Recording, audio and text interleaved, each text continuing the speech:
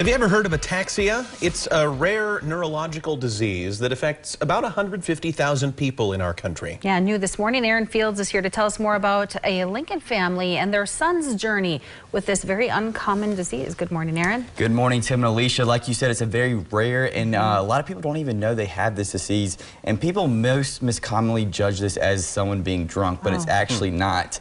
It affects a person's ability to walk, talk, and use fine motor skills, and can even be fatal. 2-year-old Stryker Quailhurst was born with an extremely rare, non-progressive form of this disease, and I sat down with the Quailhurst family to see exactly what it's like living with ataxia. This is Stryker.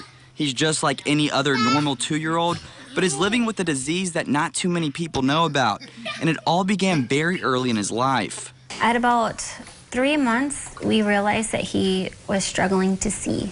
He would babble, but he would kind of look through you. And then I also realized he couldn't hold his head up. Quailhurst said at 4 months she knew something was wrong and finally got her son into the doctor's office. The doctors didn't find anything wrong, but she knew something still wasn't right. So then it came to, let's check in neurology. Neurology checked, his MRI was clean, everything else was clean. They were just like, we're not really sure, let's move on to genetics. Stryker then had a whole exome gene test done, which tested Stryker's genes against his parents.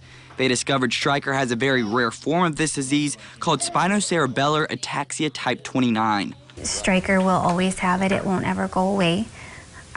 So he fights every single day against his own body to be able to walk, talk, sit, eat properly, to be able to function normally.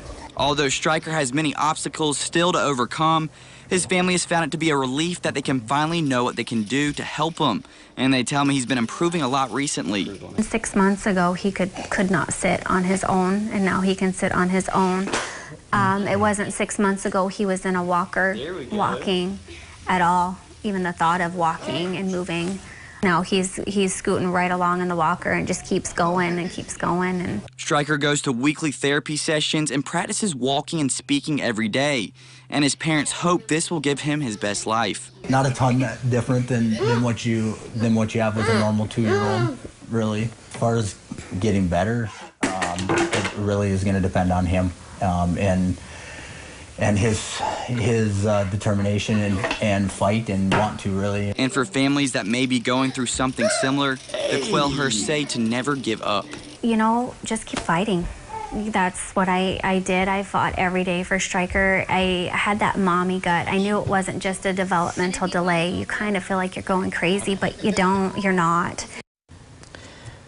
The Quailhursts will be representing the state of North Dakota at the Bataan Memorial Death March next year. And this march supports the National Ataxia Foundation and honors thousands of soldiers who've served in the Philippine Islands during World War II.